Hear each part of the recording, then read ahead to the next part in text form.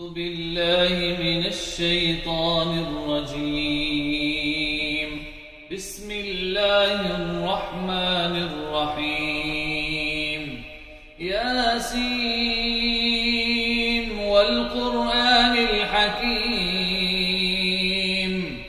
إنك لمن المرسلين على صراط مستقيم تنزيل العزيز الرحيم لتنذر قوما ما أنذر آباؤهم فهم غافلون لقد حق القول على أكثرهم فهم لا يؤمنون إنا جعلنا في أعناقهم أغلالا فهي إلى الأذقان فهم مقمحون.